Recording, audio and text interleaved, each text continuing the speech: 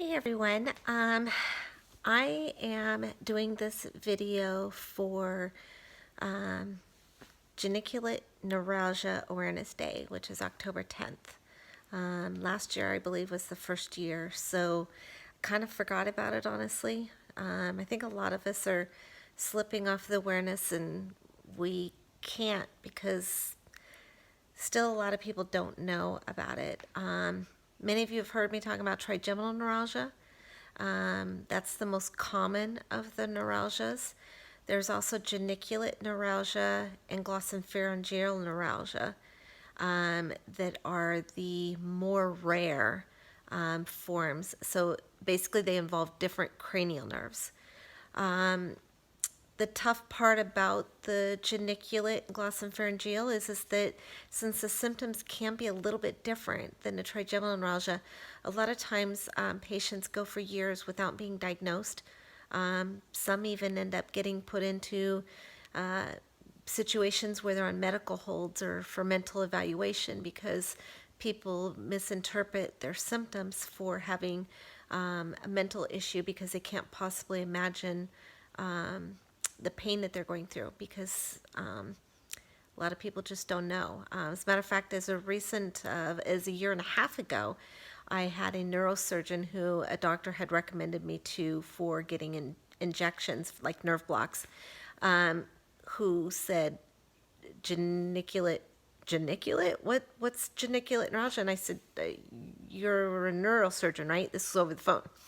He said yes, and he had heard it trigeminal neuralgia. And then he said, I don't feel comfortable giving you nerve block injections. And I said, I don't feel comfortable letting you, being that how are you a neurosurgeon and you don't know what geniculate neuralgia is? So it's not just people that haven't heard of it, many doctors, even neurosurgeons, and you would think that that would be their specialty. So geniculate neuralgia involves the seventh cranial nerve, the nervus intermedius, the vagus nerve. It's called a couple of different things, but it mostly impacts your ear.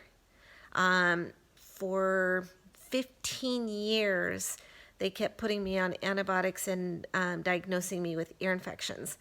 Many people don't know that your common doctor, when they look in your ear, they're really going off of your symptoms. The tools that they have in regular doctor's offices aren't good enough to really determine if you really have an ear infection. So I've been told by an ear doctor. And often they look in there and like, yep, you got an ear infection. And, in my case, countless times, like multiple times every single year, they were putting me on antibiotics. They would look in and say, yep, that's your problem. It's just an ear infection. And in fact, it was never an ear infection. Oftentimes it feels like an ice pick through your eardrum. Sometimes it's just constant, dull, aching. It can radiate in and around this area. One of the things that triggers the pain is a breeze or wind. For years, I was wearing earmuffs anytime it was windy, whether it was 100 degrees or 60 degrees. And I thought it was both years, but until I was diagnosed, and when he did, I realized it really was only this year. So now I get an earmuff on just the one ear. And we get creative. When we're having pain, oftentimes we're covering up just kind of out of protection or putting heat on it. But imagine, if you will, living with daily ear infections. Only, antibiotics aren't going to clear it up. Sometimes the ear gets very red on the outside. It feels like somebody's holding hot charcoal to it, or sometimes even taking a razor blade and slicing your ear open.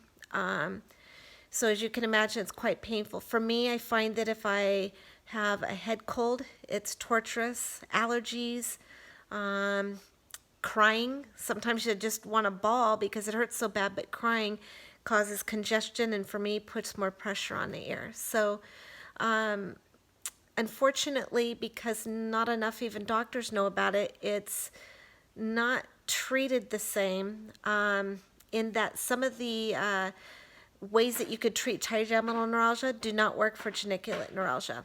For instance, gamma knife, things of this such. So honestly, I feel like, for me anyway, I'm able to control my trigeminal pain far easier than my geniculate. It's hit or miss, honestly. Pain meds just take the edge off just enough, and heating pad helps. For me, I've tried medication, two brain surgeries, one where they cut the nerve and the other one where they basically untangled the nerves and wrapped, Teflon around them to try to protect them. Think of an electrical cord that short-circuited and needed electrical tape wrapped around them.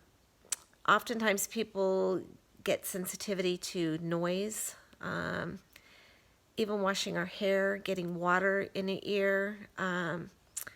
It robs you of being able to do so much. One of the other things that impacts our ear quite a bit is the weather changes. We don't know why, maybe the barometric pressure. Oftentimes people wonder why I live in Southern California instead of where all my family and friends are. And it's simply put, the weather makes it a little more tolerable. The cold weather or the rain, it just makes it really tough.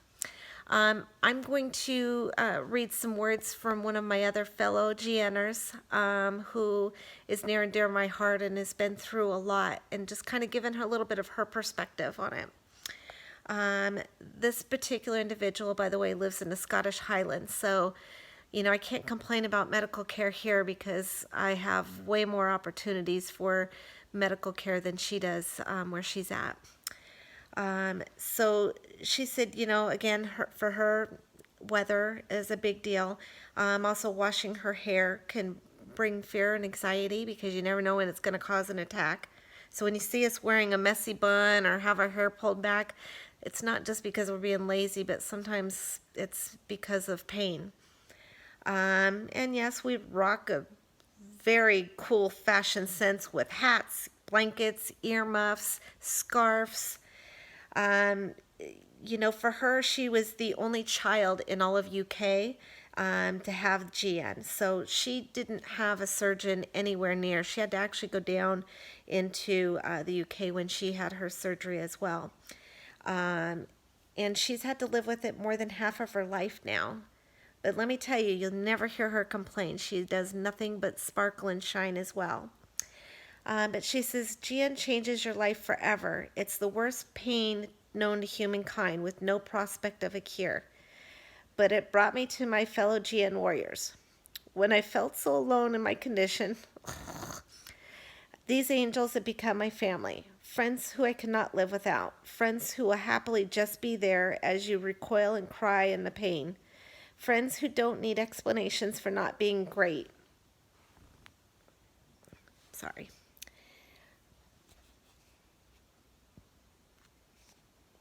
My apologies. My battery's low. Friends who are just going to love you more. The fight is doable because of each other. Little stars of light and hope that guide you through the darkness of pain. Fear not the darkness, for that's when the stars shine. And then she goes on to note here that on the McGill pain scale, it ranks above childbirth, amputation of digits, and kidney stones. GN is a neglected torture of the human body. We need to raise awareness. Yes, we do. So I am going to show you or add on to the end of the video some pictures from some of the fellow GN warriors. Honestly, not everybody likes to talk about it. It's hard to talk about. We hide our pain. So when you see us on social media, we're laughing, we're joking, we're being silly because we don't want people to see us in pain. We don't want people to see us cry. So it's about being very vulnerable. We don't want to be a victim. We don't want people to treat us differently. There's nothing that you could do to help us other than just helping to bring awareness, raise money for a cure, I don't know, get the word out. Or if you know somebody that's continually having ear pain, it's unexplained, and doctors are blaming it on TMJ or ear infections, they might want to look in and consider and see if maybe geniculate neuralgia is something that is causing their pain. Next time, maybe we'll talk about glossopharyngeal neuralgia, which impacts more of your throat area, swallowing, talking. That brings on a whole additional set of issues for a lot of people. But if you have questions, feel free to message me. Otherwise, support Geniculate Neuralgia Awareness October 10th. Thanks.